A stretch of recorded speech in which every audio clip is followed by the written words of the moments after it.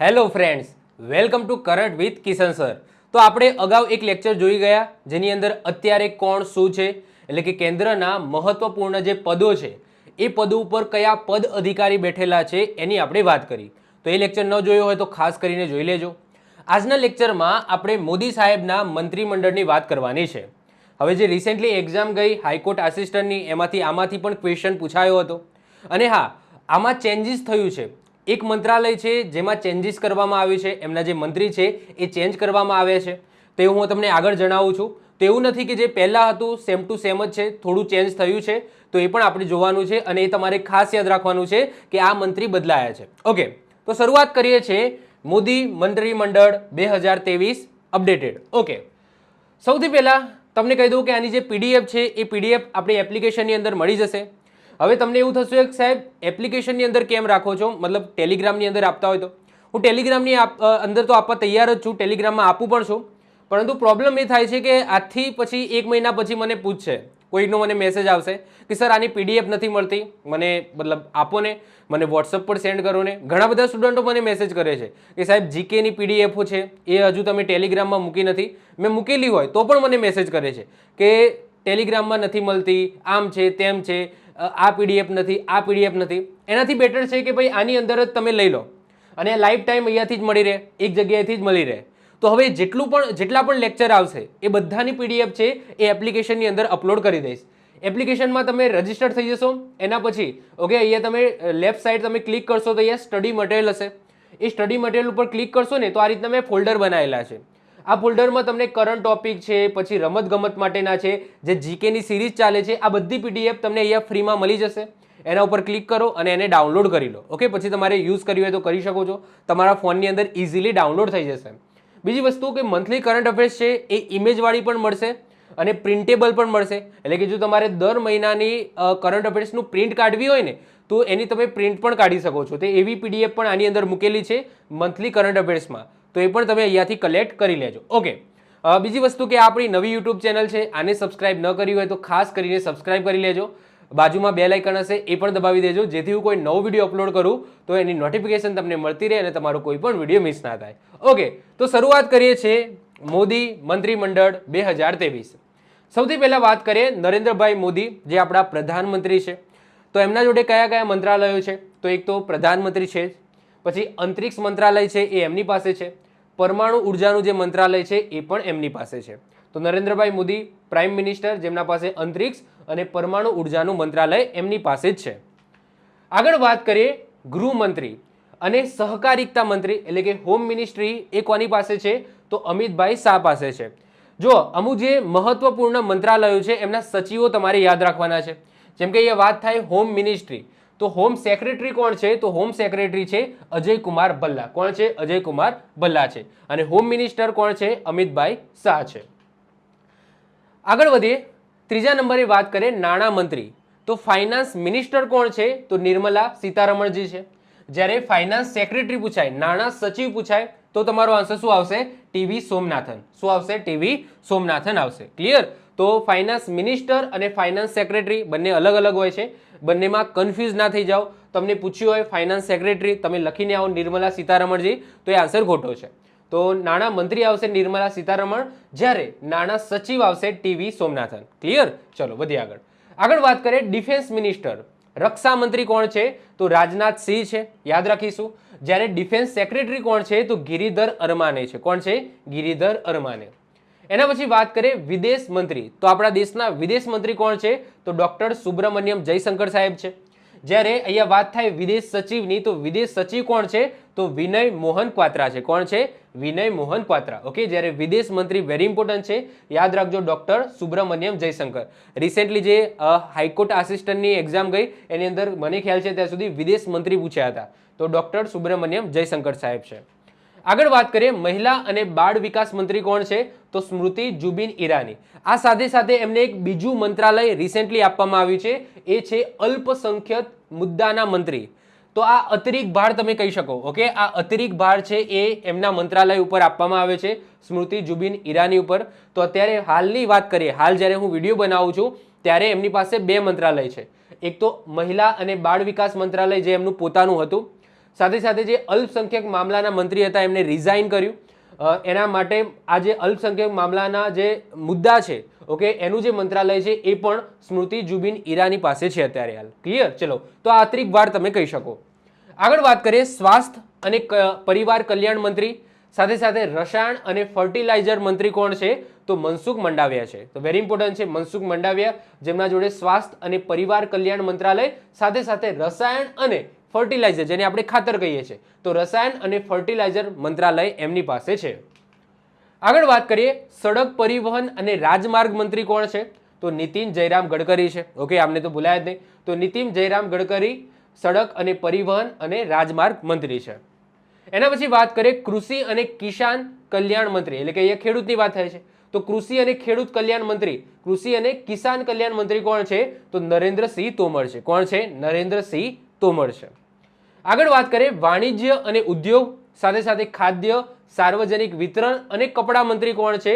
તો પિયુષ ગોયલ સાહેબ છે. તો યાદ રાખજો, પિયુષ ગોયલ સાહેબ જે રાજ્યસભાથી બિલોંગ કરે છે અને રાજ્યસભાના સદનના નેતા છે. તો એવા પિયુષ ગોયલ, જેમના જોડે વાણિજ્ય અને ઉદ્યોગ, ખાદ્ય, સાર્વજનિક વિતરણ અને કપડાં મંત્રી છે.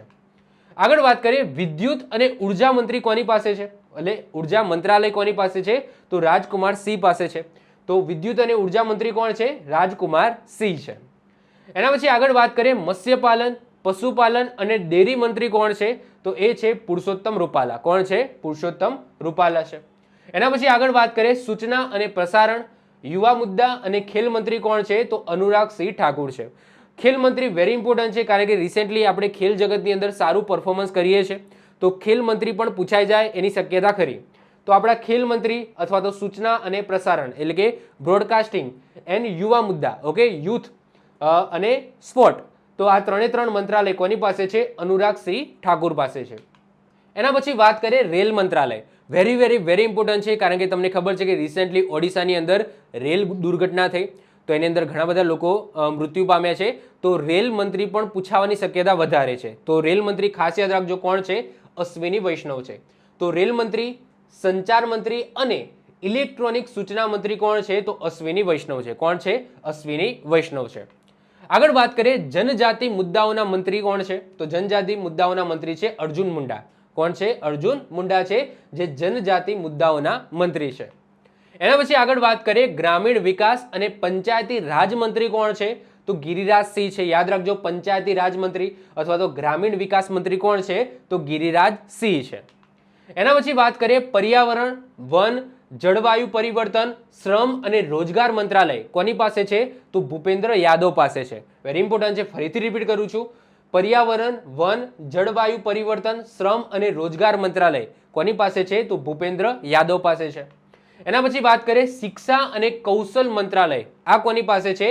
તો ધર્મેન્દ્ર પ્રધાન પાસે છે. વેરી ઇમ્પોર્ટન્ટ, શિક્ષા અને કૌશલ વિકાસના મંત્રી કોણ છે? તો ધર્મેન્દ્ર પ્રધાન. ઓકે, આગળ વાત કરીએ જળ શક્તિ મંત્રી, વેરી ઇમ્પોર્ટન્ટ, ગજેન્દ્રસિંહ શેખાવત છે, જેમના જોડે કયું મંત્રાલય છે?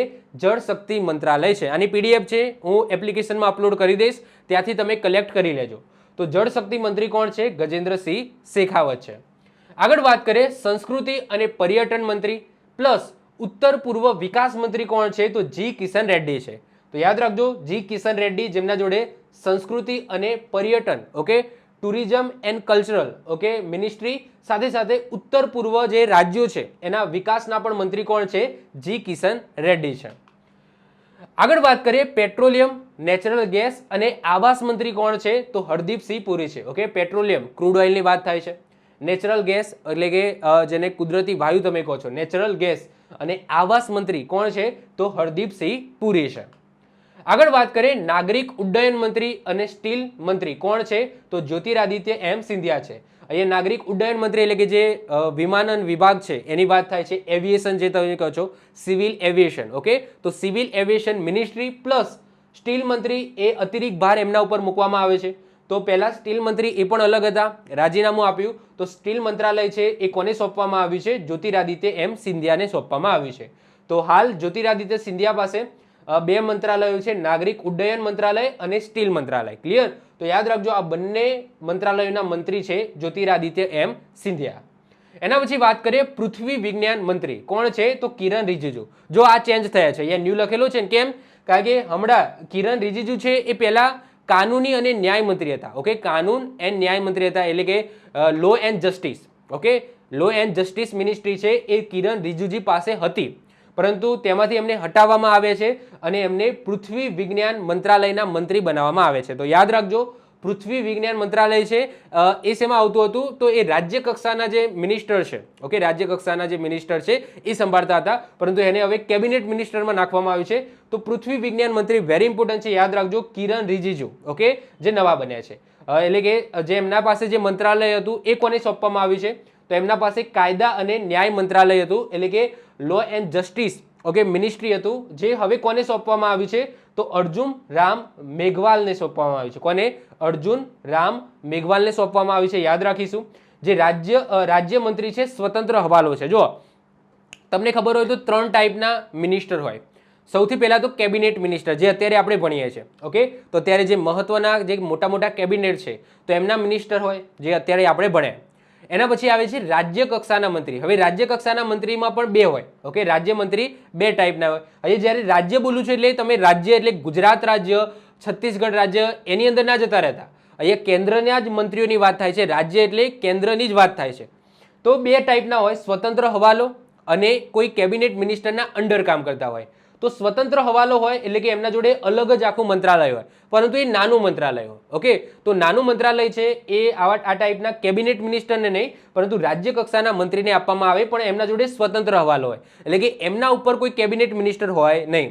જ્યારે બીજા જે હોય છે રાજ્યમંત્રી, જે કેબિનેટ મિનિસ્ટરના અંડર કામ કરે છે, જેમ કે મોટા મોટા મંત્રાલયોની વાત કરી, રક્ષા મંત્રાલય છે, તો એમના અંડર ઘણા બધા રાજ્યમંત્રી હોય, જે કેબિનેટ મિનિસ્ટર હોય એમના અંડર રહીને કામ કરતા હોય, તો એ અલગ હોય. એમના જોડે સ્વતંત્ર હવાલો હોય નહીં, અને એ યાદ પણ નથી રાખવાના. આ નવા બન્યા છે એટલા યાદ રાખીશું. તો કાયદા અને ન્યાય મંત્રાલય છે એ હવે કોના જોડે છે? તો અર્જુન રામ મેઘવાલની જોડે છે, જે રાજ્ય કક્ષાના, ઓકે, સ્વતંત્ર હવાલો ધરાવતા મિનિસ્ટર છે, યાદ રાખીશું.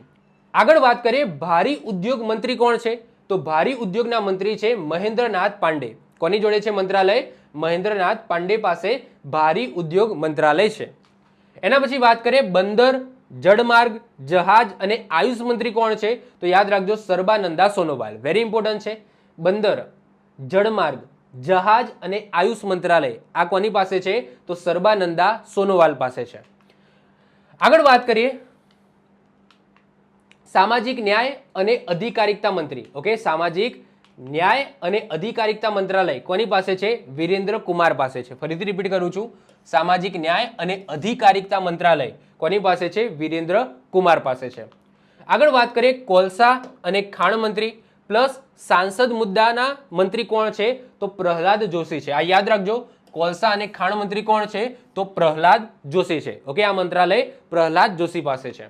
આગળ વાત કરીએ સૂક્ષ્મ, લઘુ અને મધ્યમ ઉદ્યોગ, જેને MSME કહીએ છીએ. વેરી ઇમ્પોર્ટન્ટ છે. માઇક્રો સ્મોલ મીડિયમ એન્ટરપ્રાઇઝ, ઇંગ્લિશમાં કહીએ તો માઇક્રો સ્મોલ મીડિયમ એન્ટરપ્રાઇઝ. સૂક્ષ્મ, લઘુ અને મધ્યમ ઉદ્યોગ મંત્રી કોણ છે? તો નારાયણ તાતુ રાણે છે. કોની પાસે છે મંત્રાલય? નારાયણ તાતુ રાણે પાસે છે.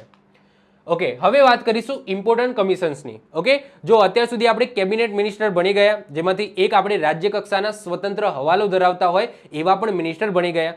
સ્વતંત્ર હવાલો ધરાવતા જો મિનિસ્ટરની વાત કરું તો 3 છે, જેમાંથી એક છે એ ઇમ્પોર્ટન્ટ છે કારણ કે રિસેન્ટલી ચેન્જીસ થયા છે. બાકી રાજ્ય કક્ષાના મંત્રી છે એ પૂછાતા નથી. ઓકે, હવે વાત કરીશું ઇમ્પોર્ટન્ટ કમિશન, જેને આપણે આયોગ કહીએ છીએ. મહત્વના આયોગની વાત કરીએ. ઓકે, સૌથી પહેલા વાત કરીએ national human rights commission.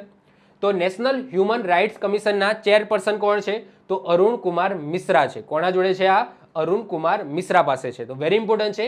National human right commissioner કોણ છે? કમિશનર એટલે કે અરુણ કુમાર મિશ્રા. ઓકે, કમિશન જેને આપણે આયોગ કહીએ છીએ, એમના જે મેન વ્યક્તિ હોય એને કમિશનર કહેવામાં આવે.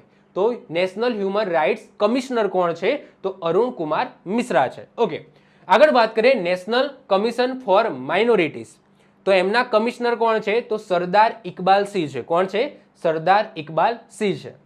એના પછી વાત કરીએ national commission four schedule cast. Okay, schedule cast અને શિડ્યુલ ટાઇપ્સ બધાને ખબર જ છે, SC ST જે કહેવાય છે. તો અહીંયા SC ST આયોગની વાત થઈ રહી છે, એટલે કે national commission four schedule cast, એટલે કે અહીંયા વાત થઈ રહી છે અનુસૂચિત જાતિ આયોગની. તો અનુસૂચિત જાતિ આયોગના ચેરપર્સન કોણ છે? અધ્યક્ષ કોણ છે? તો વિજય સંપલા છે. કોણ છે? વિજય સંપલા છે. આગળ વાત કરીએ national commission four schedule types એટલે કે અહીંયા અનુસૂચિત જનજાતિ આયોગની વાત થઈ રહી છે. કોણ છે અધ્યક્ષ? તો હર્ષ ચૌહાણ છે. કોણ છે? હર્ષ ચૌહાણ છે. વેરી ઇમ્પોર્ટન્ટ છે, યાદ રાખીશું. આગળ વાત કરીએ national commission four backward classes, તો અહીંયા વાત થાય છે ઓબીસી આયોગની. ઓકે, અધર બેકવર્ડ ક્લાસીસ આયોગની વાત થાય છે. તો અધ્યક્ષ કોણ છે? તો હમણાં જ બને છે, યાદ રાખીશું, હંસરાજ ગંગારામ આહિર. કોણ છે? હંસરાજ ગંગારામ આહિર છે. આગળ વાત કરીએ નેશનલ કમિશન ફોર વુમન, કોણ છે? તો રેખા શર્મા છે. યાદ રાખજો, નેશનલ કમિશન ફોર વુમન અધ્યક્ષ કોણ છે? રેખા શર્મા છે. આગળ વાત કરીએ very important central vigilance commissioner, કોણ છે? તો હમણાં જ બન્યા છે પ્રવીણ કુમાર શ્રીવાસ્તવ. હમણાં જ એમનું પદગ્રહણ થયું છે, યાદ રાખીશું. તો પ્રવીણ કુમાર શ્રીવાસ્તવને કયું કમિશન, કયું આયોગ આપવામાં આવ્યું છે? સેન્ટ્રલ વિજિલન્સ કમિશનર, સતકર્તા આયોગ ગુજરાતીમાં કહીએ તો સતકર્તા આયોગ આપવામાં આવ્યું છે. આગળ વાત કરીએ સેન્ટ્રલ ઇન્ફોર્મેશન કમિશનર કોણ છે?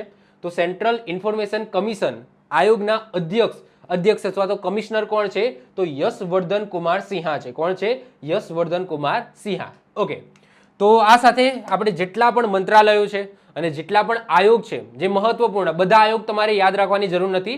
જે મહત્વના આયોગ છે એમના જે કમિશનર છે અથવા તો મેન જે અધ્યક્ષ કહી શકાય, તો એ પણ આપણે કવર કરી લીધા. આઈ હોપ સો તમને વિડીયો ગમ્યો હશે. હજુ પણ તમારા માઇન્ડની અંદર કંઈ ડાઉટ હોય તો નીચે કોમેન્ટ કરો, હું એનો આન્સર જરૂર આપીશ. તો આ સાથે આપણો આજનો વિડીયો અહીંયા પૂરો થાય છે. આ ચેનલ ઉપર નવા આવી ગયા હોય તો ખાસ કરીને સબસ્ક્રાઇબ કરીને જજો, જેથી આવા ને આવા વિડીયો તમને મળતા રહે. તો જો તમને વિડીયો ગમ્યો હોય તો વિડીયોને લાઇક કરી દો, મિત્રો સાથે શેર કરી દો. આ ચેનલ ઉપર નવા આવી ગયા હોય તો ચેનલને સબસ્ક્રાઇબ કરીને બાજુમાં રહેલું બેલ આઇકન દબાવી દો, જેથી કોઈ નવો વિડીયો અપલોડ કરું તેની નોટિફિકેશન તમને મળતી રહે અને તમારો કોઈ પણ વિડીયો મિસ ના થાય. તો મળીશું નેક્સ્ટ લેક્ચરમાં. બાય, ઓલ ધ બેસ્ટ, જય હિન્દ, જય ભારત.